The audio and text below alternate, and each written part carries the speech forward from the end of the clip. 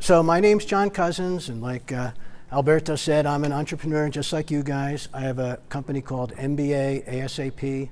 You can look it up on your websites there and stuff. And basically it's I like to consider myself a distiller, right? I distill business information, so it's MBA ASAP. That's kind of information as soon as possible. And I do it through blog posts and ebooks and paperbacks and audiobooks, and they're all available through Amazon. And I blog on a platform called Medium. And I have a bunch of online courses on Udemy. And I have a podcast called MBA SAP. Please listen to all the episodes and give me a good review on iTunes and Google Play, and Stitcher. And so I do all those kind of things, put it all together, and I'm working also bringing that kind of MBA information into simulations and gamification, where to sort of engage people in ways. I see you nodding and getting your PhD in educational technology and processes to really measure. There's all these tools now to measure engagement and learning and make sure people are really learning the subjects. As Alberto said, I've started about 7 companies. 2 were successes, 3 were middle, and 2 were abject failures, to a degree. But you learn a lot actually from as much from failures maybe as from successes, arguably, right? So 2 of those companies I took public, which is sort of the holy grail of exits, where you take a company and then you have a big payday, right? At the end of the day, when you're an entrepreneur, everybody wants to know what's your exit. Either somebody's going to acquire you, like Google or Facebook, or you're going to take it onto the public markets and then sell stock and get money that way. I did that twice. IPOs, and then I was a CEO of public companies for about 10 years and a CFO, that means Chief Financial Officer of public companies, for about 15 years, my companies. And so I've done all the 10Ks, all the 10Qs, all the reporting in those ways that a public company has to do. I don't know. I just want to take a sort of a poll. How many of you are undergrads? And how many are MBA students? Excellent. So about a 50-50 kind of mix there. So you've probably, how many of you had accounting? Excellent. And how many of you had finance? Corporate finance. Fantastic. So this stuff will all be relatively familiar to you. I'm talking to an educated crowd here, so that's really great. So I took 2 companies public, did all that kind of stuff, Sarbanes-Oxley, all those rules, worked with those for a long time. Migrated out of that into teaching, and I've been teaching for about the last 10 years, and as I was doing that, I teach here, as Alberto said, and I teach for Webster University and for University of Phoenix and for one called Brown Mackey, and I taught all the business subjects. I teach the whole gamut of them, everything. So that's when I started thinking as an entrepreneur, as I was teaching, you talk to a number of students, but how the heck could I scale this, right? How could I make this into something that's more than just teaching one time and just to the few people that are in the room? So that's when I started thinking about writing the books, and as I was doing that, getting all the information together. So that's what I've been doing for the last 10 years, and the teaching and all, the interaction is sort of my laboratory, right? Where I get to see if what I'm saying, any light bulbs go off, or if everybody's sort of like looking at their watches and in their computers, then I know that maybe what I'm saying is not that interesting. So I've been able to dial in my material that way. And from having a lot of time in actually doing the work, like of a CFO and CEO, when I teach and I'm presented with a textbook that's like this thick, 800 pages, and every possible contingency of every subject, I started to realize, wait a minute, there's only about maybe 100 or 50 pages of that's really super important, and those are the core concepts. And once you have that as a context, then you can fit in all these other sort of more marginal things that may happen, or maybe you never see them if you're not in a particular business or something. So what I went back to do, that's why I say I'm a distiller, I went back and distilled that information into its core concepts, and that's basically what I present. Because I feel from a pedagogical standpoint, from a teaching standpoint, from an understanding standpoint, that you learn best when you have a context that you can fit all these kind of different informations into. So now let's go through what we're going to talk about today. And then we're going to have a workshop afterwards. We're actually going to build some models. So I'm glad you guys all brought your laptops, because we'll be using Excel, and we'll run through that, and you'll get incredibly facile with that. And so that'll be the second half of this. So we have plenty of coffee, so you won't fall asleep too. And all. Just don't eat too many bagels. Those things will, So I'm going to talk about three things today, right? Basically, here's my first start. The importance of money, right? We're going to talk about financial statements and financial projections and what they're used for. And since you've had accounting and finance, you have a good idea about what that stuff is. So we're going to talk about three things, right? Financial statements and financial projections, and then ultimately valuation. When you're an entrepreneur, one of the things you need to do, right, is you have to come up with some sort of value for your enterprise. Well, how the heck do you do that, right? You can't. A lot of people just pull a number out of the air and say, well, it's worth $2 million. Well, you have to have some sort of rationale or some way of backing that up. And these numbers, this sort of quantitative analysis, is a way to do that. So what are the business disciplines that are relating to financial statements and financial projections and valuation? What would you say? Don't be shy. Come on, if you're going to be entrepreneurs, you got to be able to say stuff. Finance and accounting. Boom. Okay, you win the prize. Finance and accounting, exactly. Those are the two disciplines that deal with what? With these things. Numbers. Money is numbers, right? Whether you're running companies that are in the billions of dollars, of millions of dollars, or the tens of dollars, it's basically just adding zeros, right? It's all the same type of accounting and finance kind of rules. Who here is a mathophobe? Phobia of math, like I'm not good at math, I don't like math, I never liked math. You're the only honest one. Everybody else here, I bet, is as well. But that's good. So, okay, how about who here is a mathophile?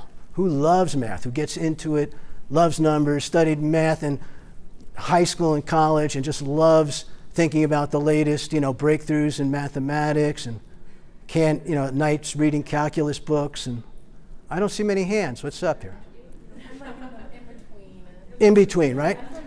In between. Okay, and the good news is with I got to tell you, with accounting and finance, it's not rocket science, right? It's not brain surgery. It's basically 4 operations, right?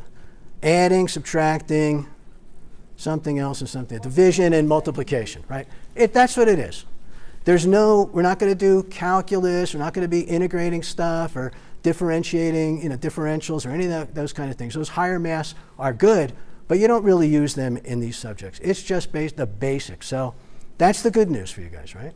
And the better news is a lot of this stuff is automated now. On the accounting side, QuickBooks and programs like that, you have robots that do most of the accounting work. It used to be back in Bob Cratchit days, right, that you would sit there and you'd have to actually add up every number and do it by hand and put it into ledger books.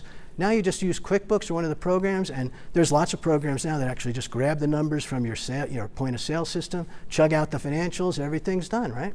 So that's the good news too. Same thing with finance. We have spreadsheets, and spreadsheets are a giant, huge power tool for us to use that help us do a lot of the math that we just couldn't do previously, and that now we can do a lot easier. So I just want to talk about, it's basically numbers, right? So these two things, what are these?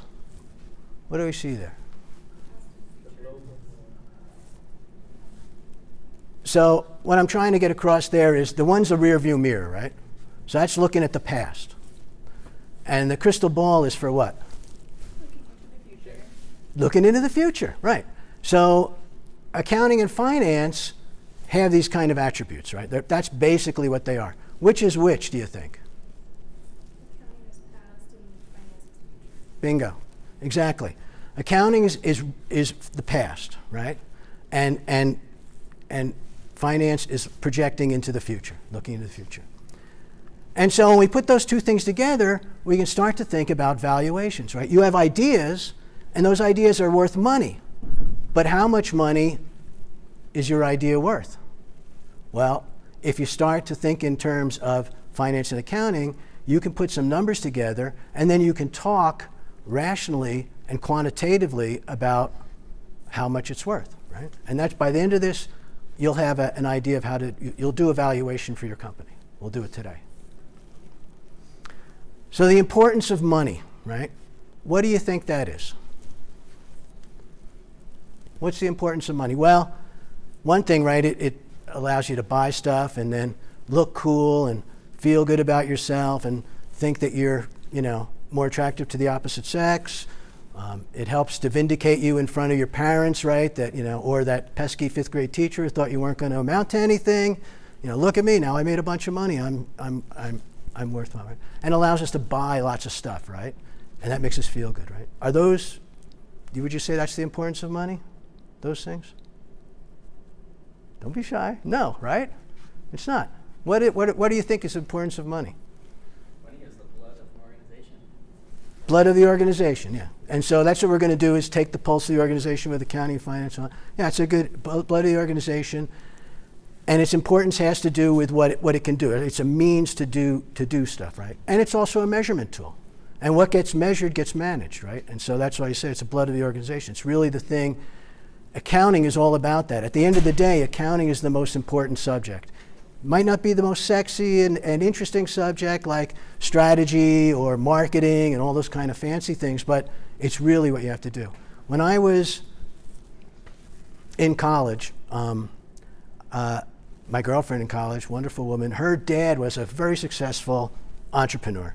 And I remember asking him once, I'm thinking about business. At that time, I was not really interested in business. I wanted to be a rock and roll musician or a great writer, those kind of, all those dreamy things. But I thought, business is kind of cool, because I met this guy and he's got all the, houses everywhere and factories and doing all this stuff. It's like, how do I learn about business? What would I learn? What would I do? And he said, first thing you got to do, study accounting. I was like, great, that's exactly what I want to do. Thanks a lot, buddy. So, but you know what? Over the years, that has kept recurring to me. And to this day, I remember it. He's absolutely right. It is the lifeblood of an organization, is accounting. You got to know the numbers. If you don't know the numbers, you don't know the business. And take it from a CFO, you got to know those numbers or you have no clue what's going on with the business. So understanding that part of the business, having financial literacy, understanding finance and accounting so that you can talk to the number side of whatever organization you're in and not just dismiss them as, they're the bean counters, they're the buzzkills, they take the punch bowl away when the party gets started because we have all these budgets and all that kind of stuff. If you understand that side of the business, you can go very far. If you don't, you're gonna be tapped out early, because at the end of the day, we don't rise to our expectations, right? We fall to our training, fall to the level of our training. So really study this stuff. It's super important. I can tell you that.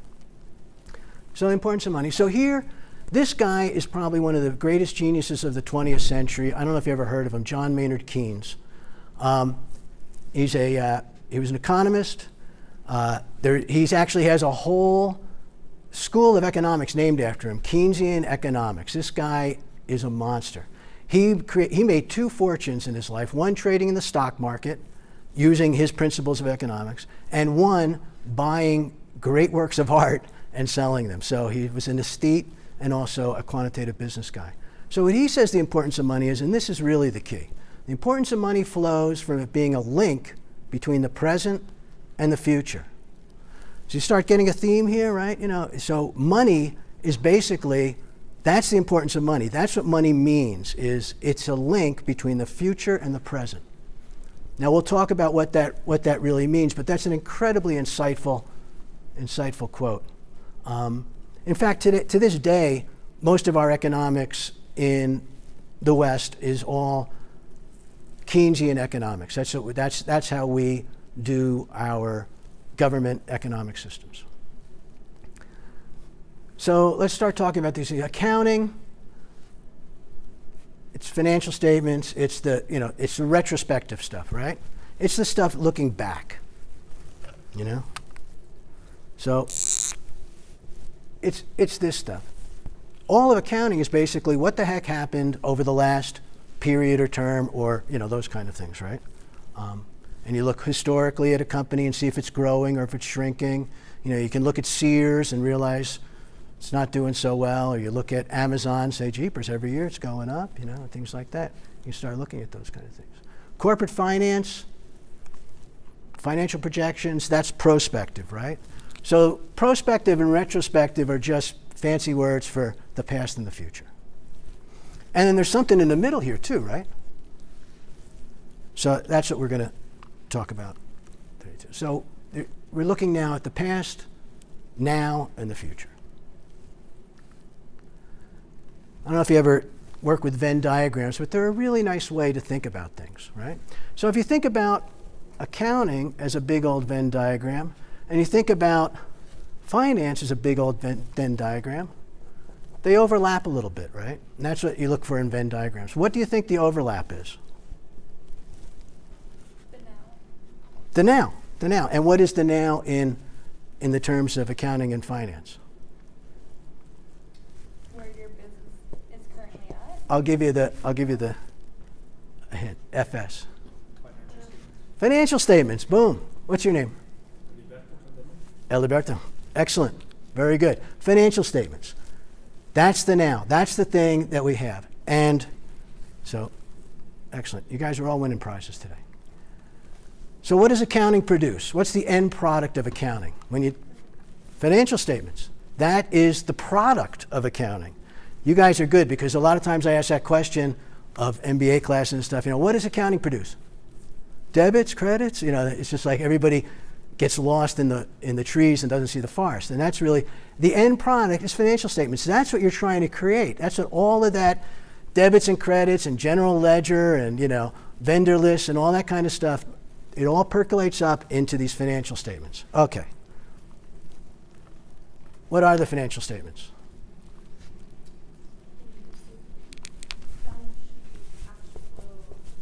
Boom. Income statement, balance sheet, and cash flow. Exactly. Perfect.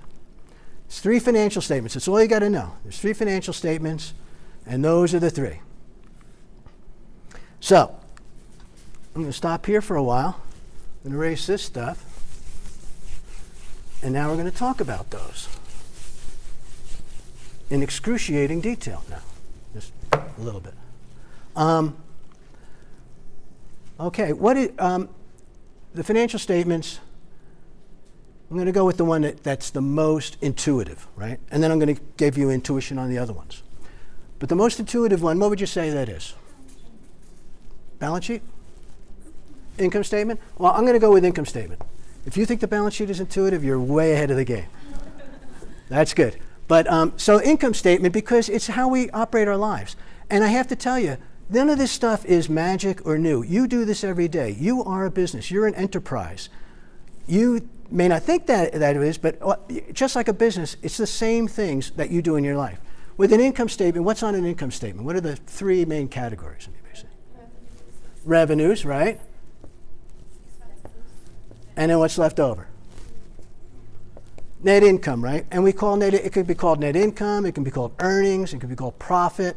Those are all synonyms. They all mean the same thing. So revenue is what? That's the money you get in, right? Expenses is what you pay out. And hopefully what you get in is more than what you pay out so that this number is positive, right? You want that to be a positive number. And you want it to get bigger, right? So in our lives, right, what is our revenues usually? Our salary, right, our paycheck, our student loans, all those kind of things, right? Those are the revenues coming in. Student loans aren't really revenues, but proceeds that you get from doing something, right? Selling something. What are the expenses?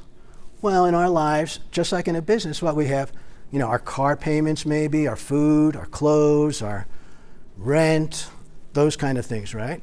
And hopefully what comes in is less than what comes out, and then this is at least 0 or a positive number, right? If it's a positive number, we might save a little or buy an extra whatever it is that we want, right? But we don't want this number to be bigger than this number, or else what do we start doing? We start, funding this with debt, right? With credit cards and stuff like that, and that's bad. Bad stuff, don't do that. So this is very intuitive. You understand this, right? Okay. And when we're looking at this, it's something that happens over time, right? We're going to look at it as over a month, over a year, over a quarter, whatever you want to call it, but it would be, the income statement would be, we, over a year, say, right? We got, we sold $100 or $100 million, whatever it is, of something. We spent $90, doing that stuff. So what's left over? This is the big math question. 10, yeah. $10, right? So $10 would be our net income, right? And then, in a business, and then we pay taxes on that and all that kind of stuff, in a business. And so we'll talk about that a little bit later. So let's talk about the other one that you kind of don't know about. And it's called BS, but that stands for balance sheet. So what's on a balance sheet? Boom. That's it. And if you do it this way, right and left, where do they kind of go? And then over here, and equity, right? Fantastic. I've got to tell you, that's a big question and a lot of people don't understand. So if you got that, you're way ahead of the game. You guys are doing great. So, and what they call it a balance sheet, because why? Those things have to equal each other, right? If you want to do it like a little balance, right? They have to equal each other. And there's a thing called the accounting equation. Ever hear of the accounting equation? What's that? The accounting equation? It's just basically, this is an equation. Assets equals liabilities plus equity, right? And so it's basically saying this and this, right? And this has to equal that. And you can think of this in another way that's kind of gives it a little bit of intuition, because this is kind of strange. What does that mean, right? But if you just think of it like this, right? Your assets minus your liabilities equal your equity, right? If you have assets, say if you have a car, right? And a car is an asset, and it costs $5,000, and you have a $4,000 loan, then you have $1,000 in equity, right? So when you think of it that way, it makes sense. If you just do the simple algebra, right, of adding equity to both sides kind of thing, then you get the derivation of this equation. So it doesn't seem like such an odd equation, right? Makes sense. So this is what it is. So the way I like to think about it, and once you get this, you can get it for any business, basically, just like that. When you're looking at these things, an asset, let's think of it as home ownership. Does anybody own a home? Okay. So the asset is what? The home. And how do you value that home? The land and the property. Right. And how is that done as far as it's called an appraisal, right? When you get an appraisal, right? So the appraisal is basically somebody comes in and they look at your house, they look at comparable sales that have happened recently, and then they adjust for your home. Like maybe the home that sold down the block was for X, but they had 2 bathrooms, you have 1, or they had 3 bedrooms, you have 4, those kind of things, and make these adjustments and come up with some kind of value based on that, and also replacement value, how much if the house was like in not Miami Beach, what is it? What beach just got blown away in the hurricane? Panama City or something, so now you got to rebuild it. How much is it going to cost for the concrete, the plumbing, the everything, and build up that? And so they come to this sort of valuation based on those kind of comparable sales recently, adjustments, and then building it from scratch, all that kind of stuff. What's the liability with a house? Your mortgage. Boom. It's the mortgage, right? We call it a mortgage, but what does mortgage mean? It's just a fancy specific word for a debt, right? It's borrow. It's collateralized by the house, right? If you don't pay that mortgage, you don't get to stay in the house, right? They kick you out, and then they go and sell it, and hopefully they've given you a mortgage that's less than the value of the house. So if they have to sell it fast, they can make their money back. That's credit analysis. The bank is interested in, a loan is interested in, the thing is, what's the chance of me getting my money back? And so they have that kind of a thing. Same thing with a company. The liabilities, the senior debt has claim on the assets. So if you go into bankruptcy You sell all this stuff at a fire sale, they get paid first, and then the equity gets paid. Usually the equity gets nothing because it's wiped out by the time the senior debt holders and junior debt holders get paid and all. So then, what's homeowners' equity is what's left over, right? If you have a house that's worth 200 grand, and you have a mortgage that's 150 grand on it, how much equity do you have? 50 grand, right? Same thing for any company. This is it. This is all you need to know, right? They have more line items here, but heck, with your house, you could do the same thing. You could make, the bathroom a line item and a bedroom a line item and a kitchen a line item, and you could even break down those line items into stove and refrigerator and all the equipment in it. And that's basically what a company does. When you look at this big list of assets, it's just all that stuff, just like a house. Same thing on the liability side, right? You have your current assets, the stuff you have to pay within the year. Then you have your long-term assets. And then you have your equity, what's paid in, and then a thing called retained earnings, what you save, right? What you save. So now we'll talk about the third financial statement. And what's that called? And what does that do? Shows you money on hand. How much money is coming into an account? Cashola, right? Cash is king. Cash is the thing. So here's a trick question you'll probably get asked in job interviews, and you should know this stone cold. What's the difference between profit and cash? Is there a difference? Is it the same thing? No. What reconciles the two? Cash flow statement. So now we're going to put these things together, right? I said this is over time. We're going to say for a year just to keep things interesting, right? Or easy. So a balance sheet is a picture in time, right? It's not over time. It's just a snapshot of what you have at that moment, right? Because as you pay down the mortgage, right, and the appraisal, and this value might go up, or as you pay down the mortgage, you're going to get more equity. So over time, this is going to change, right? This is just a snapshot. So say this is called, we're going to make one at the beginning of the year, right? BOY. Boy. And by the way, I'm really impressed to see so many women here. This is just great. I mean, that's fantastic. I mean, right on. And so this is 1 year, we're going to say, right? And now we're going to have a balance sheet at the end of the year, right? So you bookend an income statement with balance sheets, right? So now we're going to have assets, liability, and equity here. And they're going to change a little bit depending on what happened here during the year. And there's something that's going to happen, though, in between. Now, the reason that we need a cash flow statement, why do we need a cash flow statement? The what? Is it to use for the future, to make projections about the future? Well, you can make it for projections about the future. It's basically because when you do accounting, and this is another thing that you need to know, is people might ask you, do you do a cash accounting or accrual accounting? Everybody hear the term accrual before? What kind of accounting do we all do? Accrual. Know that, right? Accrual accounting. And what does accrual accounting mean?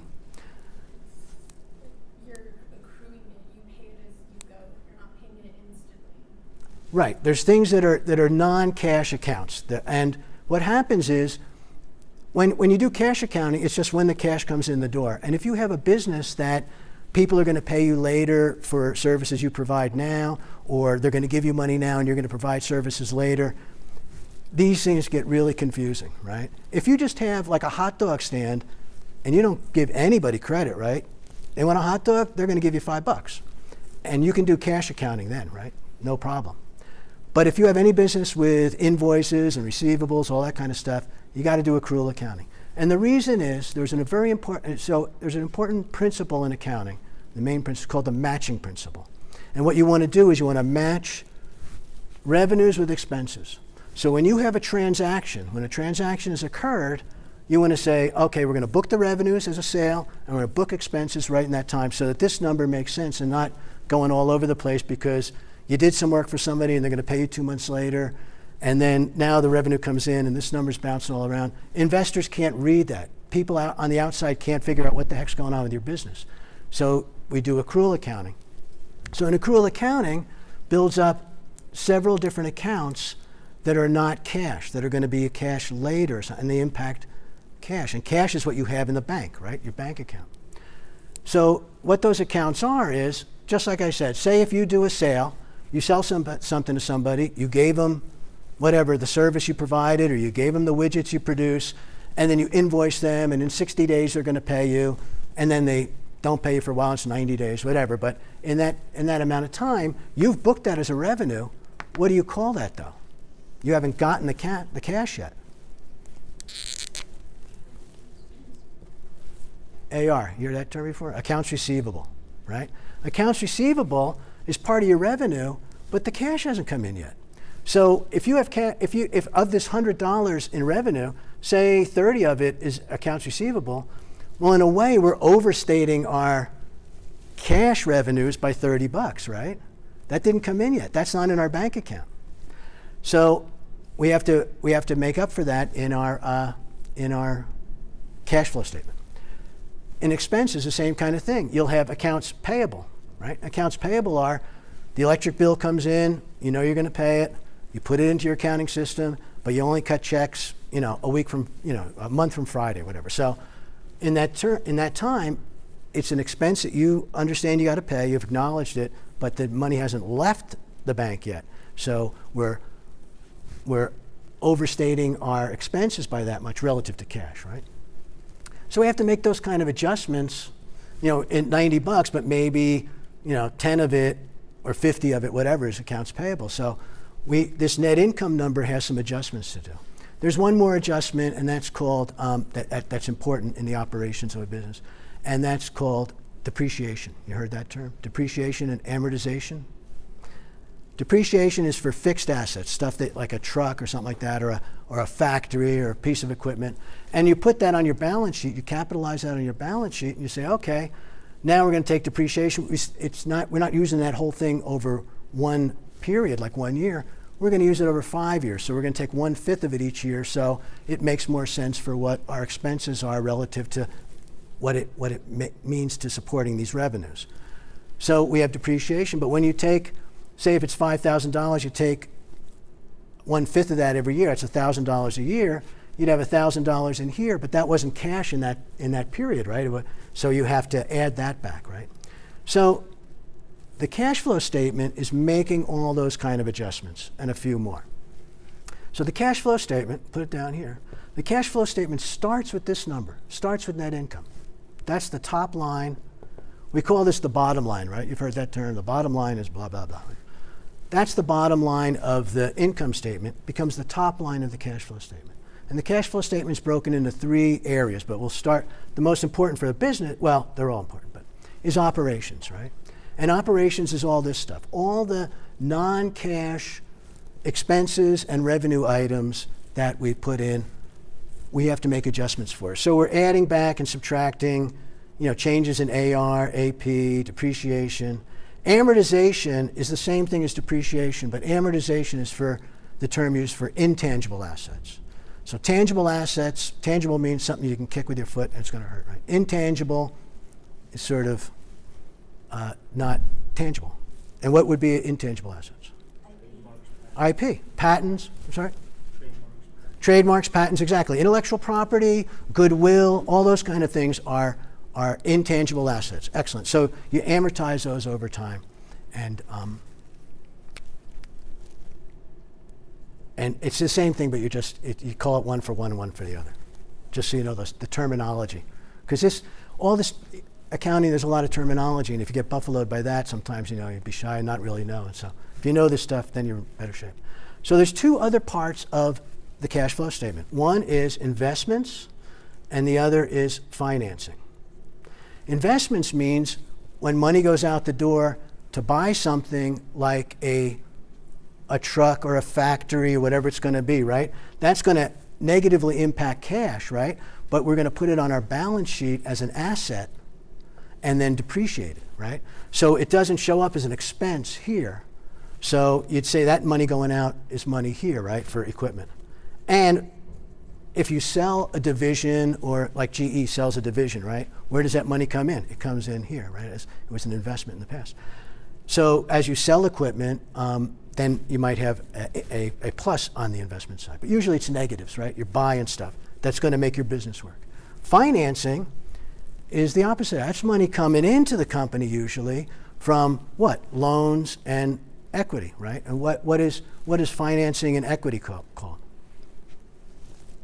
Selling stock, right? Or selling equity. When you're selling equity, you're actually selling a piece of the ownership, right? And you're selling that for some dollar amount that we're going to talk about in a little bit. So those are equity sales. So that's usually money coming in, right? If you pay off a loan, then it would be money going out, right, in the financing. See, because financing, if you sell a quarter of your company for $1 million, you got $1 million in your bank account, but it doesn't show up here as revenue, right? So that's why you have to do these adjustments. And now you have down here is how much cash happened in this period, right? So now we know those two numbers and what's the difference between profit and cash. And it's a cash flow thing. At the end of the day, these things are pretty much going to equal each other over time, right? Because you're going to pay the payables, you're going to, receive the receivables, the depreciation will go away. So this is only sort of an interim thing because you have sort of a lag of time when these are happening, and you want to show that in your financials. So now we have this second balance sheet, right? The way we do balance sheets in a company is we do them from the most liquid assets to the least liquid. And liquidity means what?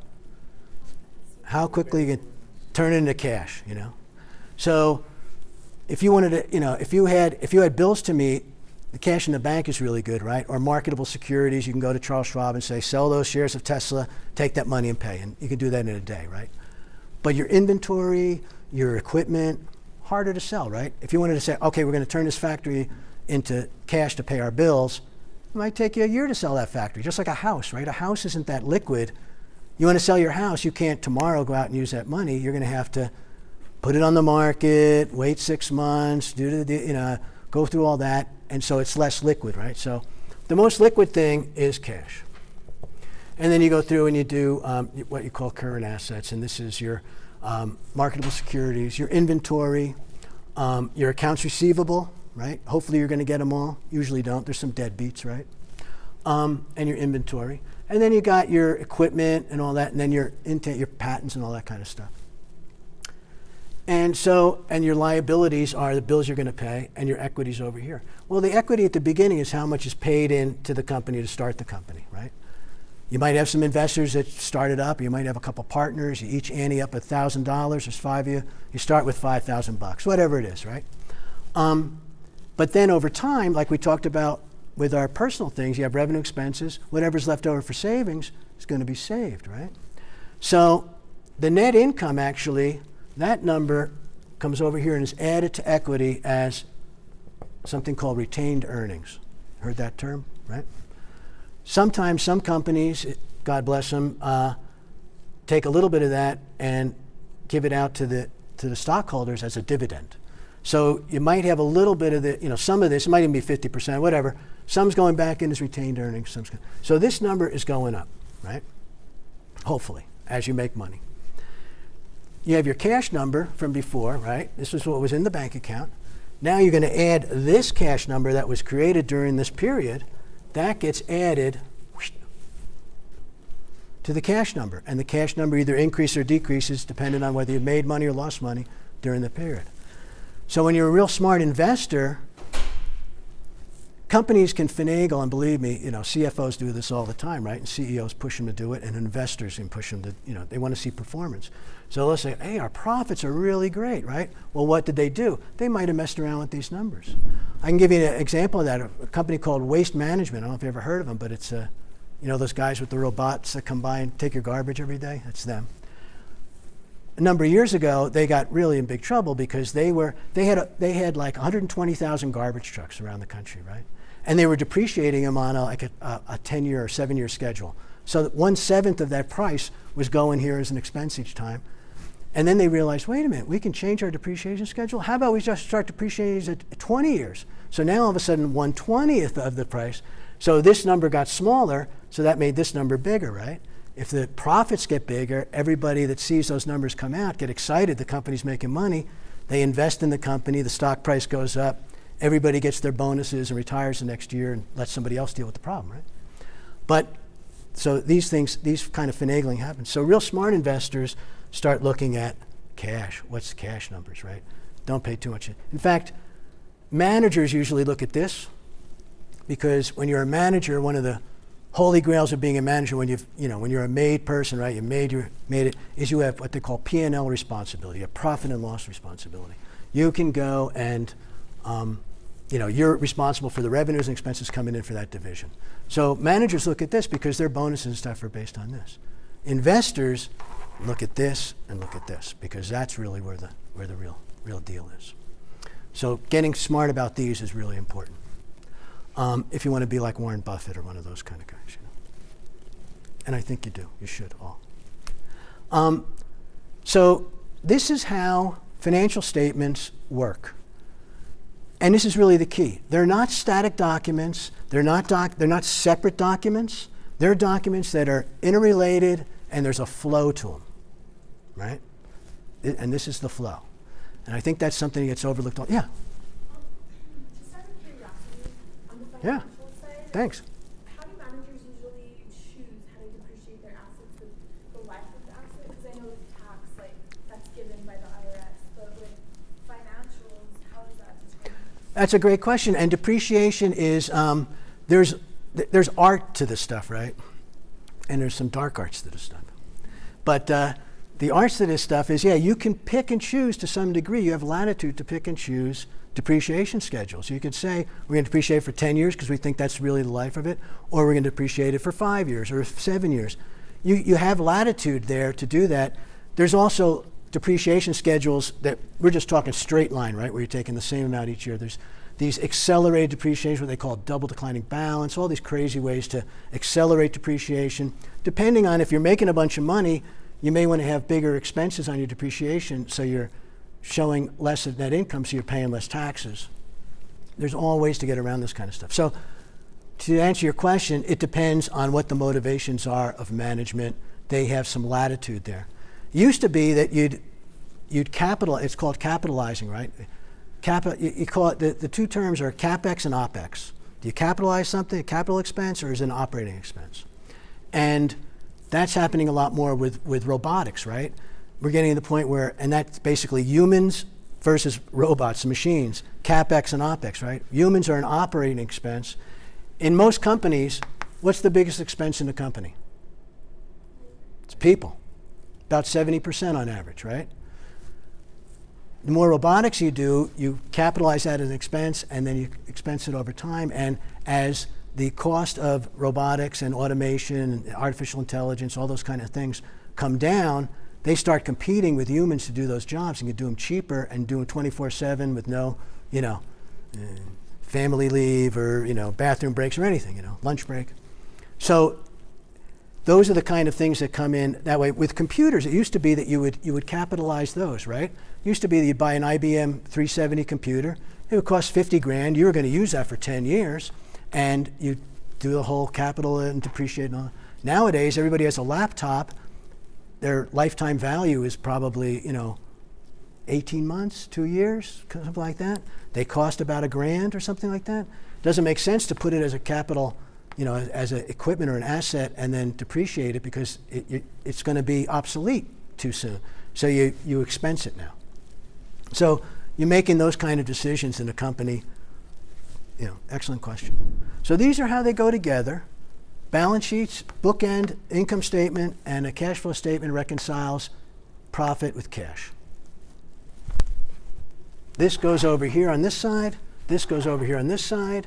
And then the differences in accounts receivable, accounts payable, and depreciation, all that stuff, make it so that these things will balance again. That's all you need to know about accounting, really, to be a manager. If you know that, you're 1,000 times ahead of everybody else. I've got to tell you. And this took me years to understand. Even when I was a, public company CFO, it's like, oh, I'm starting to understand this stuff. So these are the secrets of the trade. Any more questions? That was a great question. Anybody have any questions or ideas about this? Suggestions of how to make it better? One thing interesting, right? There's a thing called FASB and GAAP. Those are the generally accepted accounting principles, and they're made by FASB, the board that oversees accountants and all. In America, we do it this way: hierarchy from most liquid to least liquid assets. Right? Makes sense. I think it makes intuitive sense to do. These are the things you're going to use the most. So, and that way you can look at. There's things called ratios, right? Quick ratios, and where you can look at current assets to current liabilities and say, do you have enough of this to cover this, and all those kind of things, right? In the rest of the world, the whole entire rest of the world that use international accounting standards, they flip this whole thing. It's inverted. The least liquid are on top to the most liquid. So incredibly confusing and retarded. And we've been trying to harmonize. Sometimes we're going to try to go to the international one, because if you have an international company, which every company is, you got to create 2 sets of books, figure all this stuff out. The accounting overhead just gets enormous. Yes, sorry. What's the difference when companies report GAAP and non-GAAP financial statements? So I'll see a company, they'll say, Sure. we had a 15 cents EPS on non-GAAP, but only 6 cents On GAAP, What's going right. on there? Well, they're shading the numbers and trying to, it gets confusing. GE is notorious for that now. GE, here, I want to write a book called How to Make a $100 Billion Company, and use GE as the model and say, first start with a $600 billion company. They've lost $500 billion worth of value over the last 10 years. Just ridiculous. Unbelievable. It's sort of a joke about a boat, or something like that, or, if you want to, or you want to make $1 million, start with $10 million if you want to go into some business. So they ruined it, but now it's a pretty attractive business, actually. I've been buying their stock because I think they just got a new CEO. Came in, he's a big turnaround guy. But they have, the investment community cannot understand their financials. They have I think it might be 8 at least, different measurements of, these measurements, non-GAAP, that measurement, non-GAAP, taking out this, GAAP. Non-GAAP is, basically a lot of it is not looking at the non-cash kind of expenses and stuff. So you're not looking at cash, you're not doing it as per GAAP, and you're saying, well, we had this big, giant one-time charge, but if we didn't look at that, look, we're doing pretty good. But we lost $1 gazillion on this one-time charge. But don't pay attention to that. Pay attention to, So it's sort of a marketing thing for trying to finagle the investment community. So when you take the non-GAAP stuff with a grain of salt, but a lot of, when managers are looking at stuff, internal financials are usually non-GAAP. They don't go through all of this ridiculous machinations to come up with accurate financials. They're just saying, give me the non-GAAP stuff. I don't care about depreciation. I want to know what my real expenses are. So it's a way to get insight into what managers are looking at. Is maybe one viable way to talk about it. Another way is it's a way to try to blow smoke at the investment community, the stock market. Is GAAP more conservative than others? That's the international standards. I wouldn't say it's more conservative, but that's a good. I don't know. You could Google it, I bet, and just ask that question to Quora or something to see what they say. Yeah, IFRS is the International Financial Reporting Standards, IFRS. So there's 2, GAAP and IFRS. I think they're primarily similar as far as really what you want to be is conservative in these financials. What you're trying to do, at the end of the day, you're really trying to give a transparent view of really what's the operations of the company, so that outside investors and reporting, bankers, everybody else government authorities for taxation can look at your company and see really what's going on. So that's the intent of both. So, and you're always supposed to take the more conservative position, and a lot of that gets reported in the notes to the financials that say, here's how we came up with, because a lot of these numbers are interpretive, right? Like we talked about appraisal and stuff like that. That's an interpretation. So, excellent questions. Feel comfortable with financial statements? We can go on to another slide now. So we went through this, right? The interconnection and flow, and they actually do interconnect and flow. And this is how they do it. So now let's talk about financial projections, right? Financial projections are prospective. That means what? They're looking forward, right? Pro forma, I don't know if you ever heard that term before, but pro formas, sometimes that's used as a term for your financial projections. They're really supposed to be, and accountants would always tell us, don't call them pro formas, they're financial projections. Pro forma, though, means that of the form. It's a Latin phrase that means of the form. So pro forma financial projections are of the form of a financial statement, right? That's what that means. And primarily what we do when we do financial projections are income statements. Don't really bother with creating balance sheets and cash flows into the future because, for one thing, these are predictions of the future, right? You're going to predict what your company's going to do 3 years out, 5 years out, 2 years out. With a startup, you're going to predict what it's going to do in a year. These things are called WAGs. You know what that means? Ever hear that term? A WAG? Stands for wild ass guess. At the end of the day, that's what it is, right? And so a lot of times you'll see people doing pro formas, financial statements, and they'll have the numbers, and they'll have, well, in year, 1, 2, 3, 4, 5. I'm going to erase this now so that we can, everybody got this? Memorized? Burned into your brain?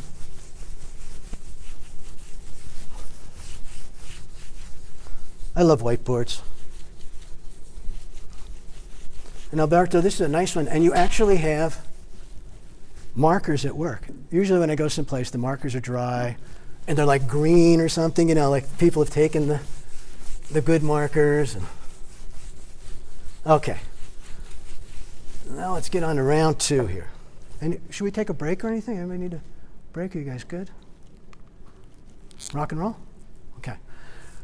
So with financial projections, right, how do you do them? You're going to look out. You're going to have time 0, right? That's now, basically. And then you have 1, 2, 3, 4, 5. And your company's not going to end in year 5, though, right? Hopefully. You're going to have stuff out here, right? But we usually don't. How far into the future can we actually peer, Are these numbers more accurate than, say, year 4? To some degree, right? Because you don't really know what's going to happen in year 4. But we come up with numbers like that, right? One of the things that I have, round numbers. A lot of times when people do this, they just like, well, we're going to increase our revenue by 25% a year or 10% a year, whatever. So you start taking this number, right? And then this number becomes times 1.25. And then this number is that number, times 1.25, right? Those kinds. So you come up with these numbers, and you'll say in year 5, say you start here with, we're going to make $1,000 in this year. So you start doing it, and out here you get up to, because these are percentages now that you're just doing, in this year, we're going to make $4,972.14 because you've been doing it by these math calculations. That's a dead giveaway that you know nothing about, doing this kind of stuff. So when you're making financial projections, use round numbers, right?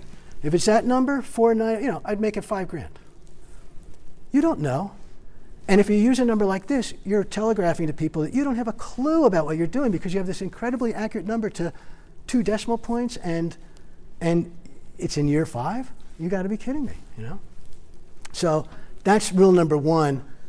So you don't look naive when you show these to somebody and for yourself, and to be honest about these numbers.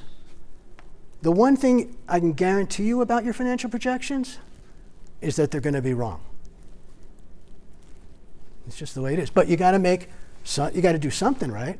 And you got to figure out some kind of numbers, and you'll take those numbers from maybe doing market information, understanding the market, how much of that market is actually addressable that you can actually get, how much of that addressable market are you committing to being able to get, and then from these financial projections, over time, if somebody invests in your company, these become budgets, right? These become milestones that you have to hit.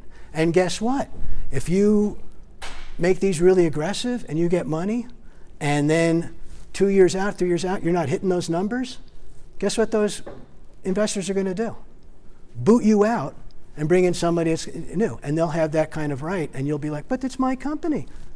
So be careful about what numbers you commit to, because those will become numbers that you're going to be measured on And your future will be determined by that, right? So you really want to think hard about those numbers. So, makes sense though, right? It's basically, so these would be, say, your revenues. You know, basically what we're going to do is look at revenues, expenses, and then the net income, right?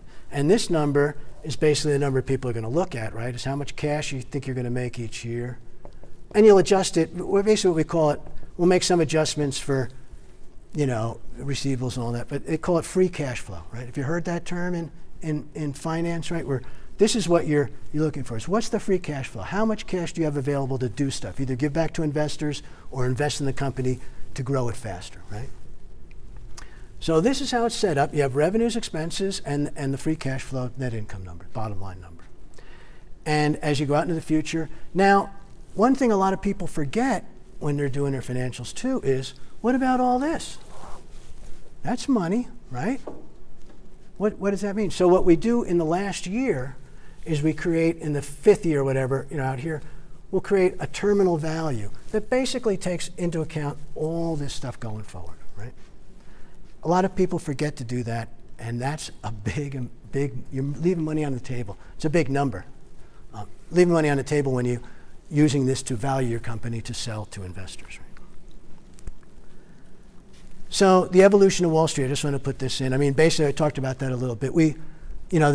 Originally, a lot of investors would look at net income, and that was the thing they'd look at. They'd look at what the 10K would come out each year, you know, and the 10K is the annual report, and they'd say, oh, this company, the profit was this. But as we've seen, they can mess with depreciation schedules, accelerate receivables, book revenues early, all kinds of kooky stuff.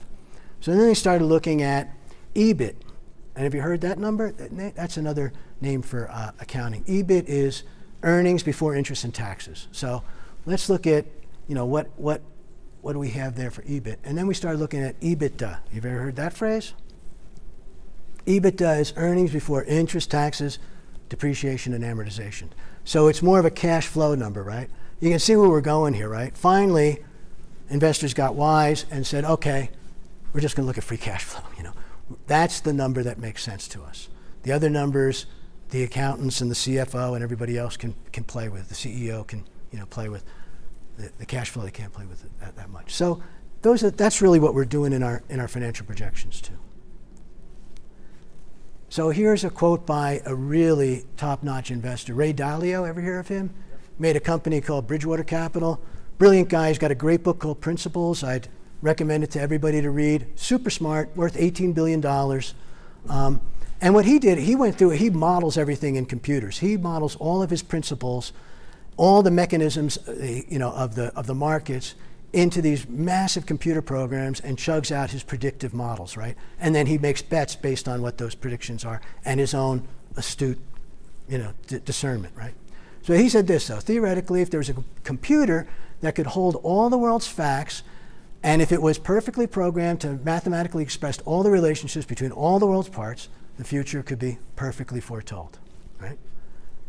It's like the clockmaker's idea of the universe. It's an Enlightenment idea that, you know, we thought, well, if we knew all of the intricacies of the clock mechanism that the deity put together to make, you know, the world run, if we knew all those things, we could predict the future, right? That goes back to ancient philosophy, really. What do you think about that? Do you think you have those abilities? A lot of people would be out of jobs if there was software programs to do everything. Yeah. Make life a lot less interesting, right? Maybe. I don't know. Here's another quote by him.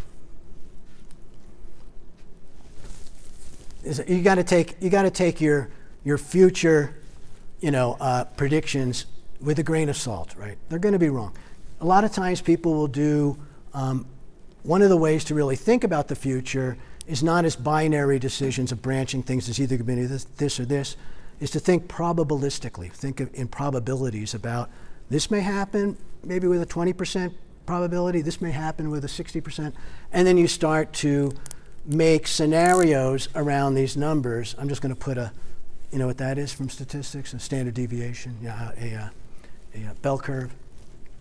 And the standard deviation is this kind of thing. So you're thinking about not just a specific number, but in probabilities, and then you can get a better idea. You can have scenarios with a high if things go great, a medium what you really expect, and maybe a low if things are a disaster, and look at those and see where you start running negative and all those kind of things. So we're not going to go into all that, but that's just a way to think about these numbers, right? And understand that you're making guesses, and your ability to make those guesses is really compromised by uncertainty and not incomplete information and all those kind of things. So let's get back to this quote. I love this guy, right? Great mustache. The link between the present and the future. What is that link? What links this year with this year and this year? Say anything, I don't care. Well, I'll give you a hint. We're going to talk about the time value of money. This is the core concept of finance. This is finance. Time value of money, right? You always heard that thing, right? Time is money, right? Blah, blah, blah, whatever it is, right? Well, what does that mean? What's that? Crappy drawing, right? Other than that, a bird in the hand is worth two in the bush. Anybody ever hear that phrase? Bird in the hand is worth two in the bush. What does that mean? The one in the hand, you're certain, right? The two in the bush, you might get them, one might fly away, you might not get those, right? So it looks like there's more in the bush, but there's some risk there, right? That you're going to capture that, right? So that's kind of the difference. What's the difference between $1 today and $1 in year 5? The $1 today you're holding in your hand, right? The $1 in year 5 is just a promise. So what's the link?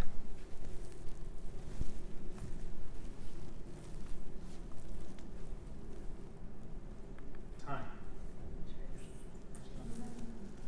Interest rates, right? Interest rates, and the inverse of interest rates is called a discount rate. This is the key to finance. If you have $1 today, right? Let's just keep this simple. If you have $1 today, and you put it in the bank and say you can make, Goldman Sachs has a nice account where you can make 3%, but just to keep the math easy, let's say you can make 10% on that money, right? What's it worth after a year? It's what? How many times is it compounded? In 1 year, just 1 year. So 1 year, one compound, but that's the key. So it's going to be worth $1.10, right? Now compounding comes into effect. What's it worth in year 2? Is it 120? It's 121 and change because it's 110 times 10%. What's it worth in year 3? It's worth 121 times 10, 1.1, right? Because you're making that money plus the 10%. So it's like 133 and a little more change, right? In year 4, it's 133 times 1.1. So it's 140. You guys do the math, whatever that number is, I don't know. But you can see what's happening here, right? So as we go out into the future, you're making money because you're coming up with some kind of interest rate, right? That's the time value of money.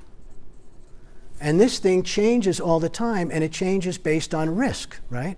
If something is more risky, investors or whatever are going to demand what? A higher interest rate, right? If something is less risky, they'll take less because they're more comfortable they're going to get it back. What's called the risk-free interest rate? What is that usually measured on? Treasury bonds. The great old US of A, right? When they want to borrow money, when we want to borrow money as our government, we set an interest rate. How is that interest rate set? Say the Treasury wants to sell $10 billion worth of 10-year bonds. How do they come up with the interest rate? Auction. It's an auction. So they say, next Tuesday we're going to sell $10 billion worth of bonds. The last ones we sold for 2.98%, whatever it is, right? And so what about this time? Who wants to buy them for that? Who wants to buy them for that? Chinese, you want to buy them for 3.2%? Okay, sold to the Chinese. And then, The Chinese government buys them for 3.2% because they want a little bit higher interest rate or whatever. And so the interest rates fluctuate depending on what investors' appetite is for U.S. securities. And U.S. securities are considered the least risky because we're a big, powerful economy. We're probably going to pay our bills, right? Except recently, right, in the last few years where we almost a couple of times dysfunctionally stopped the government and almost missed paying our interest payments on our debt. So now we got a little risk premium in there because it's not so risk-free, right? It's like, well, you know, these guys could fight with these guys and they could stop the government and we won't pay the interest and maybe I won't get my interest. So there's a little more uncertainty. So our cost of borrowing is going up because we have such a wonderful government, right? Such a functioning government. But this is still considered, and it's changing, but that this is the risk-free rate. So say whatever it is at this time to turn, just like with mortgages, right? We hear mortgages are going up, interest rates are going up. Why are they going up? Because treasuries are going up. Why are they going up? Because the baseline for risk-free, and then there's a risk premium on top of that you, as an individual borrower, don't have the wherewithal of the U.S. government. So the risk of you repaying is a little bit less than that. And so maybe this is 5% now and this is 3%, you know, whatever. But there's these risk premiums, right? And when you're discounting your thing, you put all these other risk premiums on top of it and you come up with whatever the rate is that you're going to use for your company, right? And because there's uncertainty, you know, I like to use 25%, but you can use whatever, you know. And you can haggle over that with investors and all. You can talk to them about, because you can show them all the numbers, what you're going to do, how you're pulling it back, all that kind of stuff. So as we've gone this way, you know that $1 today is worth $1. I'm going to just say $1.45. I forget what the number is, right? But $1.45 in 4 years. Well, when you're doing these kind of pro formas then, right? You're doing these in $1 of that year, right? So this dollar, if $1 today, we're going to give you $1.45, this dollar, if you want to pull it back to present value, you're going to have to discount that down, right? $1 is maybe worth, say, 80 cents, right? Because 80 cents multiplied by that interest rate over time would give you $1 out here. That's basically what the discount rate is, right? So that's the main concept of finance. That's all you need to know about finance. You don't have to take any more courses in finance. And this you really need to know. Time value of money and its discount rates, that's the link between the present and the future, and that's what you need to know about finance, right? So here's another way of looking at it. Those future dollars, we're going to discount them back at some kind of discount rate, so we come up with some kind of present value. We're looking at basically the present value of future cash flows. That's the phrase, right? We're discounting cash flows. That's what you're doing when you're making your pro formas. That's the reason you make them, really. You make them also so you have some budgets and also so you have some sort of plan. But at the end of the day, what you're really trying to do is figuring out how much all those promises of what you think you're going to make in the future are worth today. So it's this, right? This is basically the kind of thing. And this is what we'll do in the next part of this session. We're going to sit down and really make one of the templates of this in Excel. So I have a video that I can show you now about this kind of stuff that'll make it a little more clear. Discounting cash flows. The core of corporate finance is calculating the present value of future cash flows. This concept is based on the time value of money. A company is essentially an entity that generates cash flows each year into the future. The trick is estimating those future cash flows and how much they might grow or shrink and what the risks are to realizing, i.e. receiving them. It's difficult to peer into the fog of the future. This is where you have to polish your crystal ball and do some deep analysis of the business, its markets, and competitors. All this information is compiled into a spreadsheet of financial projections, and the bottom line represents the future cash flows in each year. These are discounted back to present value at a discount rate that takes into account what similar investments, which are just streams of expected cash flows, are priced at in the market, and any and all risks specific to the particular enterprise or asset we are contemplating buying or selling. This is the basic concept of valuation. Valuation is an estimate of something's worth. Something's worth can be set at auction where people bid and the highest bidder wins. But how do bidders know how much to bid and how much is too much?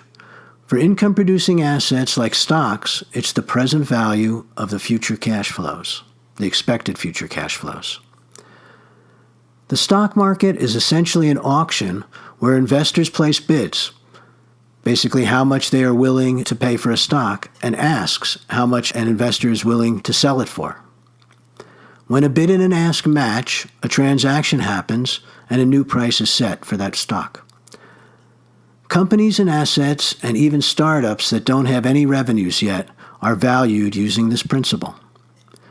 This technique of calculating the present value of a stream of cash flows becomes essential when trying to value startups that have no revenue history or assets, or companies that are predicted to grow rapidly. In these cases, you can't rely on past performance and history in order to come up with a value based on a price-earnings ratio or the value of the existing assets. DCF, discounted cash flows, is the technique favored by investment bankers, venture capitalists, private equity, hedge funds, and savvy investors, banks and credit analysts, and CFOs. It's not difficult to understand, and you will be amazed how useful and powerful it can be. Discounting cash flows, present value and future value. $100 invested for 1 year, earning 5% interest, will be worth $1.05 after 1 year. Therefore, $100 paid now and $105 paid exactly 1 year later both have the same value to a recipient who expects a 5% return. That is, $100 invested for 1 year at 5% has a future value of $105. This assumes that inflation is 0% and doesn't contribute to eroding the value. The equation in this case looks like this. 105 equals 100 times, in parentheses, 1 plus 0.05. The general formula for solving the future value is the future value equals the present value times 1 plus the interest rate, in parentheses, where FV is the future value, PV is the present value. The reciprocal formula to solve for present value juggles the terms using basic algebra and restates the relationship as the present value equals the future value divided by 1 plus the interest rate in parentheses. It simply puts the 1 plus the interest rate term on the other side of the equation to solve for present value by dividing both sides by the 1 plus the interest rate. Now, if this is confusing to you, just replace the 1 plus r for a second by the term x. So that would be future value equals present value times x. Now, if you divide both sides by x, you get future value divided by x equals present value divided by x over x, which equals 1. So that term goes away on that side. Now, if you just then again replace the x with the 1 plus r, you see how we derived the equation. So take a moment and make sure you really understand this because it's the basis of project finance and asset valuation. This is the formula we use to calculate future cash flows as a present value. And if this is confusing, get a copy of the book and look at it in print. You'll understand it right away. So this concept is used to calculate the present value today of a projected stream of income in the future. Sit with that concept for a while until these concepts really are clear to you, because this is the core concept of finance. Basically, present value equals future value divided by 1 plus the interest rate. Now, the general formula puts that 1 plus the interest rate to the exponent of the year in which it is going to be received. So all the terms are familiar to us so far, except for the exponent n, which represents the particular year in which it's due. So for example, if the future value was due in year 2, then n would be 2. If the future value was due in year 5, then n would be 5. So basically we have the present value is the future value divided by, in parentheses, 1 plus the interest rate, and that taken to the exponent n, the year. The further out in time, the bigger n is, and the more discounting is applied to the future value. It's as simple as that. So when there are a stream of future values, these cash flows are all discounted back to the present value based on the year they're coming in, and then all those are added together. And this sum of all those added together is the present value of that entire income stream. That's the present value of future cash flows.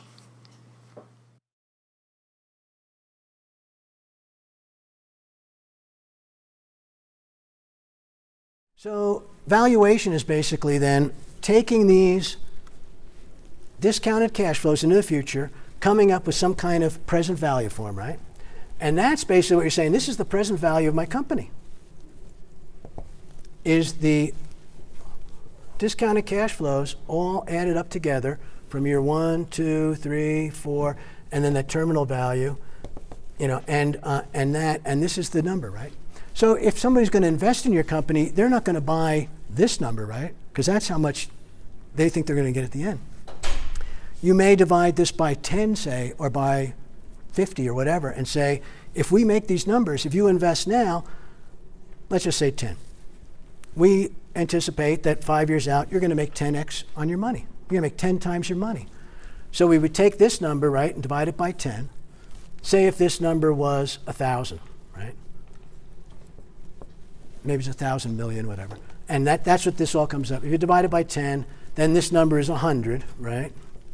And now if you want to sell 25% of your company, and you're telling them, if you buy 25% of your company at this valuation, we anticipate in 5 years you're going to make 10 times your money, how much would they pay you for that 25% stake in your company?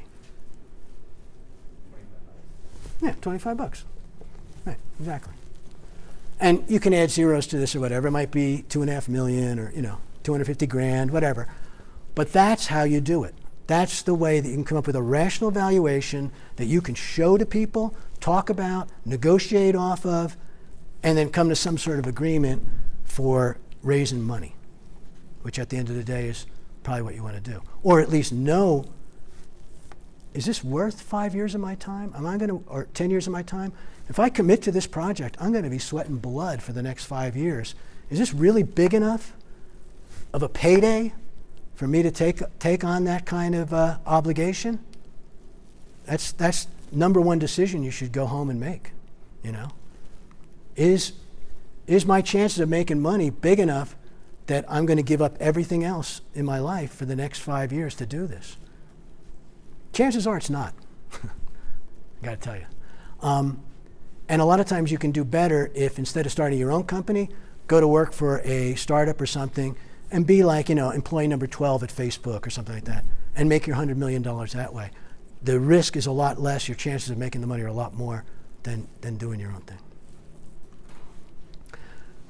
So if you have a company that has historical cash flows and all that kind of stuff, you can use ratio analysis and do valuations that way.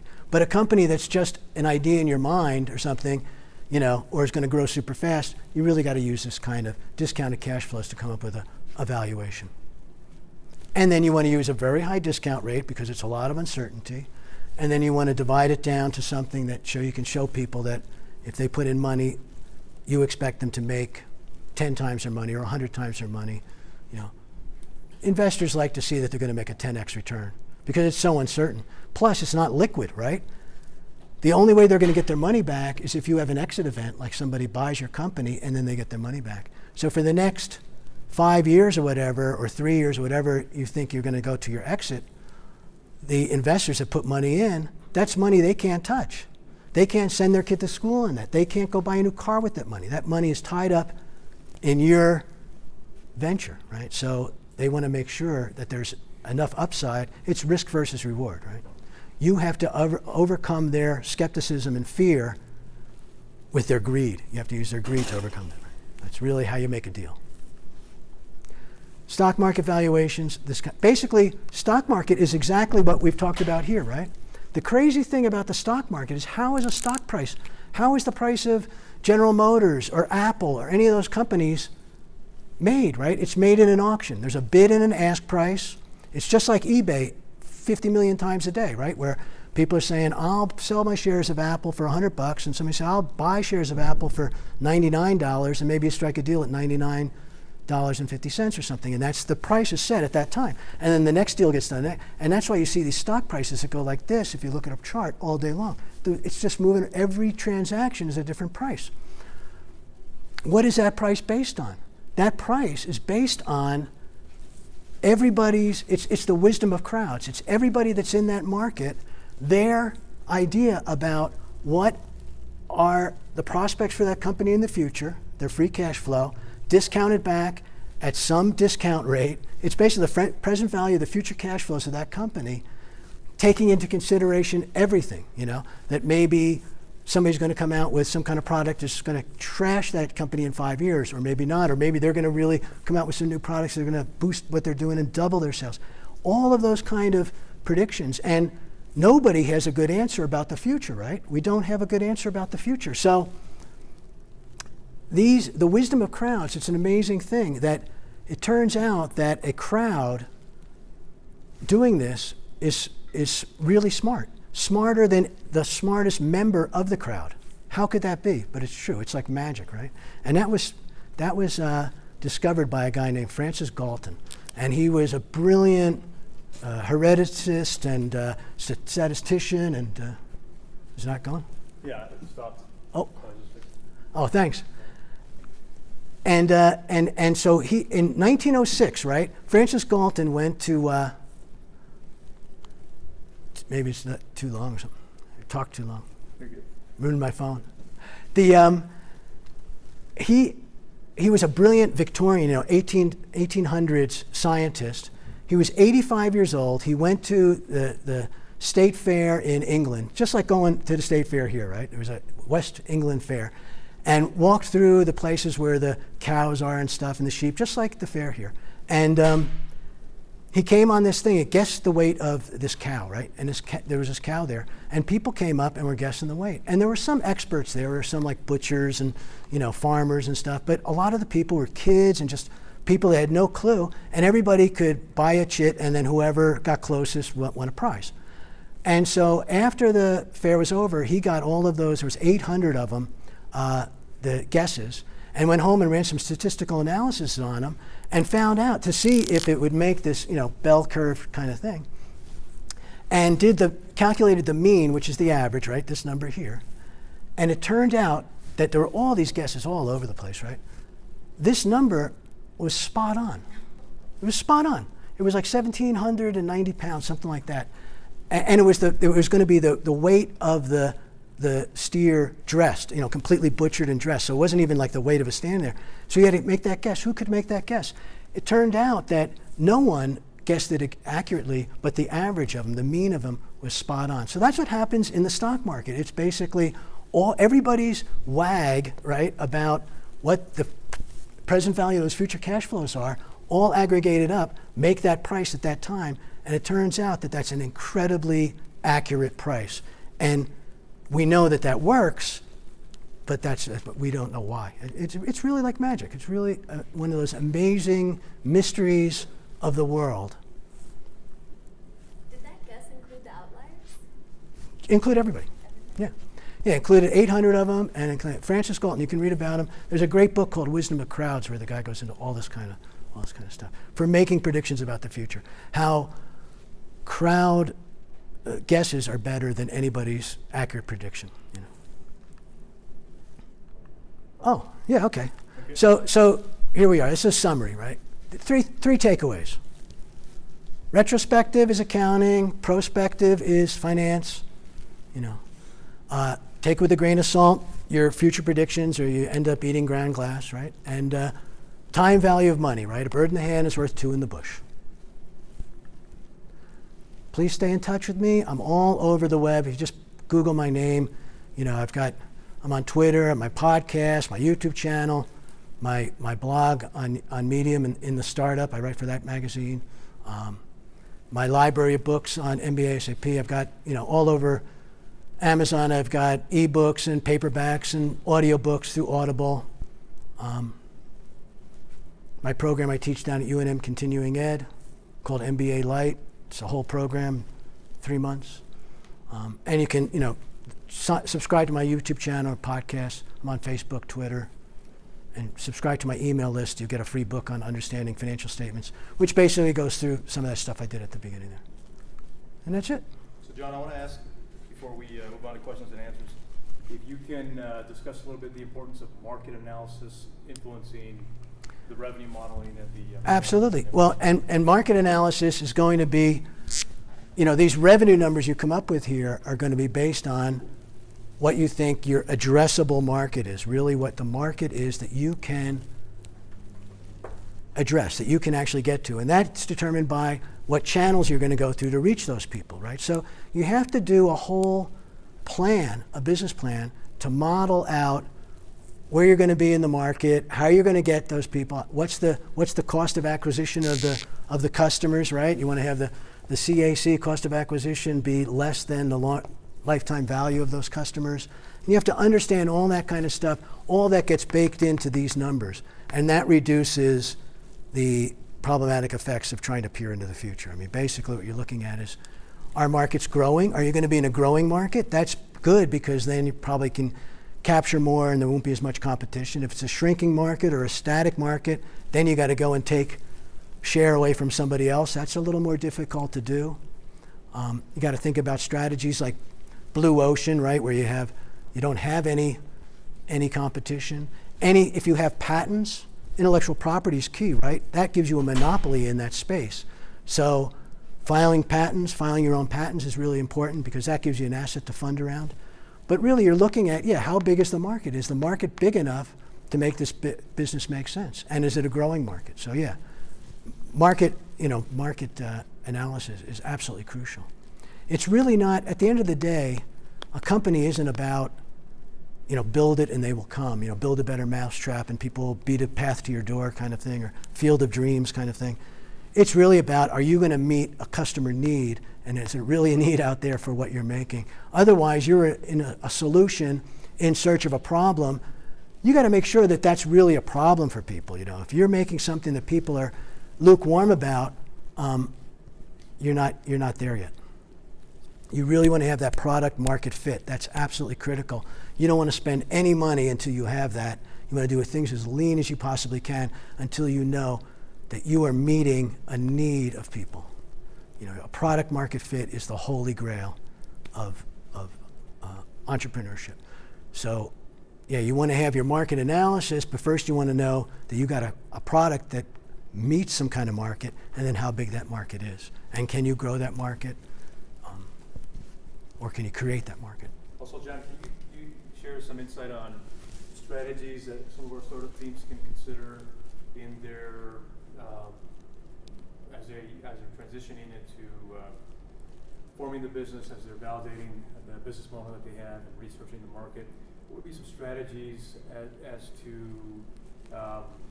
discovering the market, and once they start generating sales and revenue, operating on the cash flow that may sometimes be negative versus positive? Well, Google the heck, that's marketing guys I work with, they say, Google the heck out of everything to do with your market, and start to see how big it is, who's in there, who's interested. You want to know about your customers and all that. A couple of tools for doing that is, one is there's a great book called Talking to Humans. You can get it for free, it's a download. And that's about doing qualitative research, talking to customers, trying to understand their needs and how your product's going to match up with that. The other thing is, there's a great course on Udacity, which is free, by Steve Blank, called Building a Startup. I would definitely go through that multiple times. But there's the whole thing of the business model canvas, where you're actually looking at your company and seeing what the heck all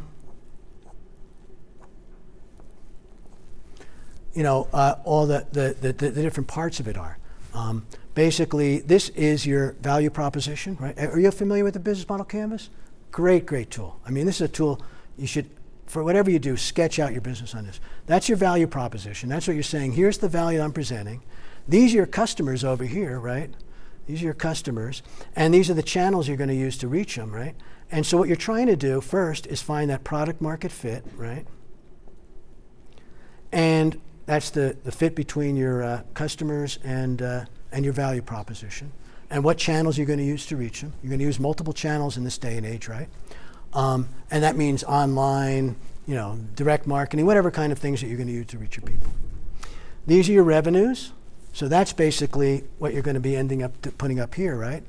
And this is the internal side of your company, your suppliers, your key resources, all that kind of stuff, and here's your costs. So really what you're looking at first, is this side of it here, is your market and the product market fit, that fit with your product. And you got to go out and prove that. You just don't just think about this. This is the old phrase, Steve Blank said, get out of the building. You got to get out and talk to customers and say, and you make something called a minimal viable product, right? Something that's simple and easy, and then that product is the thing that you go out and show to people. It could be a cardboard makeup, it could be a sock puppet, but the more realistic it is, but it could be just one PowerPoint slide, but something that says, here's what I'm doing, what do you think about this? And maybe you put that up as a web page and see if people come, and if they actually, say, have a buy now button, and if they click on that, and then you say, give me your email, I'll tell you when it's ready or something, that people are interested. Those are the kind of things you need to do to test your market, to really understand that you've got something that people are willing to, because people will be kind to you. No one's going to say, your idea sucks. They'll say, oh, that's a pretty good idea. But when you want them to actually buy it, believe me, that's a quantum leap different than asking people, what do you think about these donuts I made? Oh, you should be able to put a bakery, your donuts are so good. But then they'll never show up and buy your donuts. So that's the kind of thing you really want to not only have ideas about your market on paper and say, oh, it's this big, it's $1 billion market, and I'm going to get 25% of it, and oh my God, I'm going to make so much money. You have to say, how much of that can I actually get? And are people in that market really interested in my thing? Do I have any sales? Are people buying my thing, even though it's crappy and it hardly works, but they're just desperate to use it and they're figuring out how to use it? Then you know you have something. John, the other thing I was going to ask is, so we have our first startup pitch coming up on November 9th, and that's where startup teams will basically present an executive summary of your business idea. It will include a pro forma or some projections. You're not expected to have all those financials in place, but any suggestion, John, to the teams on what a good executive summary would look like this early in the process to give judges an idea? Judges are going to give you feedback on where you're at, the clarity of your plan. Any strategies on what an executive summary would look like that gives at least a clear idea of some sort of pitch, what your pitch would be? Yeah, well, one is look at my YouTube channel. I have a thing I just did a month ago or so before a group on your pitch deck, what should be included in your pitch. Also on SlideShare, I have a bunch of slide decks. I have one on your pitch deck and what the things it should, like the 10 slides that it should include. The first thing you want to have is what they call the elevator pitch. Thank you, guys. Take care. Thanks for coming.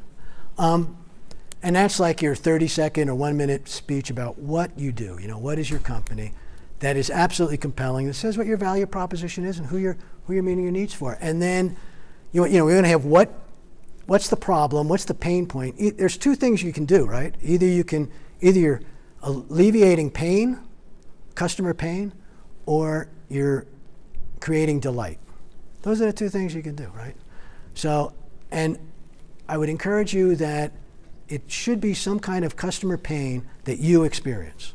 Something that you really, if they only made this thing that would take care of this stupid thing that I always hate doing, or whatever it is, that's what you should be doing. It should be a real pain that you feel and you are intimately familiar with. It could be something maybe that people have that pain point. But for the most part, that's what things are doing, is reducing friction in life and alleviating pain. Whatever kind of, you can think about any kind of product, and that's basically what it's doing. Or creating delight, like a video game or music or something like that. So you want to have what the problem is, what the solution is, and how you're going to address that. And then you want to say, here's how much money you think you're going to make. And you want to have something about your market. Who's the market?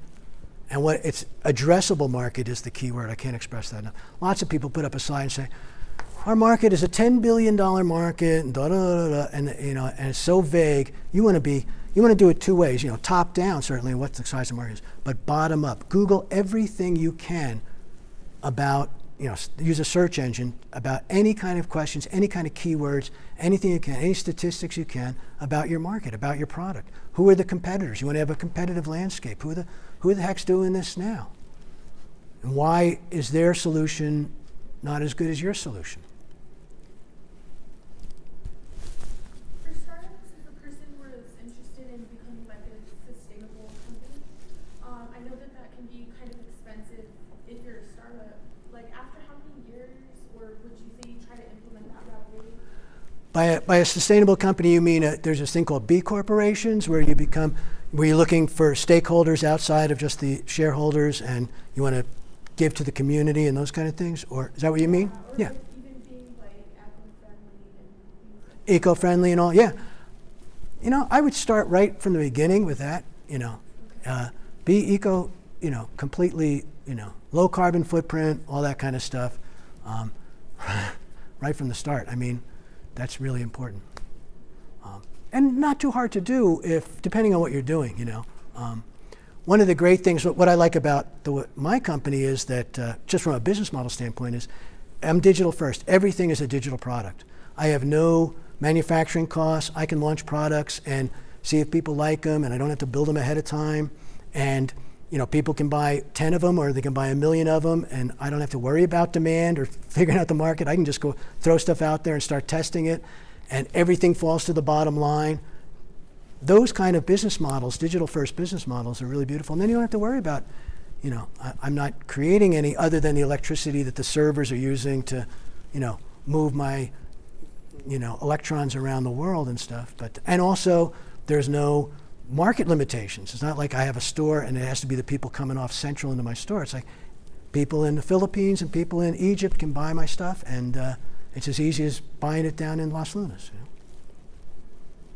So I would encourage you to think of those kind of, you know, creating digital products that, you know, even first, and then you can even use that as a Trojan horse or sort of a way to back into other markets that might be material goods. But if you can start with that, generate some revenues, understand markets, target consumers, figure out the whole marketing channels and how to use Google AdWords and Facebook advertising and create marketing, you know, an email list on MailChimp, and how to use, you know, SurveyMonkey to create surveys, and have all your social media accounts chugging along with Twitter and LinkedIn and Facebook and all these kind of things. That's a lot of stuff to learn.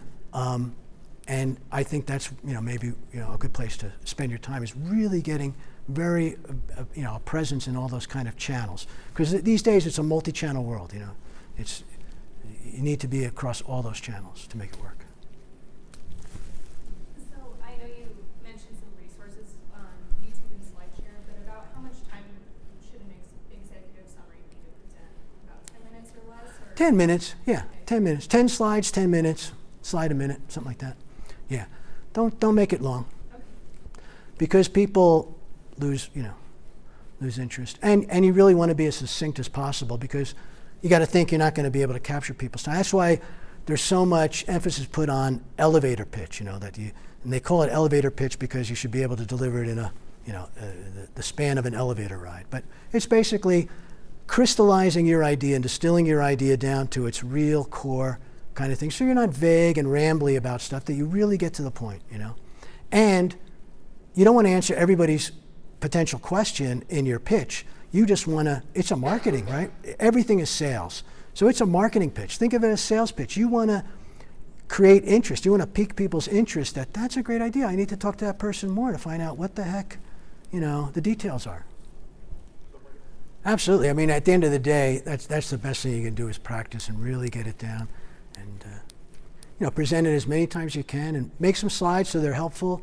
Don't put a bunch of words on your slides. You know, keep them pretty simple, and just pitch that as much as possible. And then think about who you're pitching and what you want to pitch for too. Are you pitching to potential partners, or are you pitching to investors, or you're pitching to customers? You know, every audience is a little bit different, and so you really want to make sure what you're pitching for.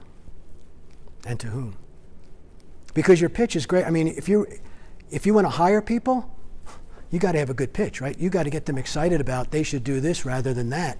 And so you want to, your pitch is really good for lots of different reasons. And the other thing that think about is budgets, right? When all these financial projections then become your annual budget for the next year. Like these are the targets I'm gonna make, and then you look at those budgets relative to your actuals, and then see what the variances are, and that's how you manage things.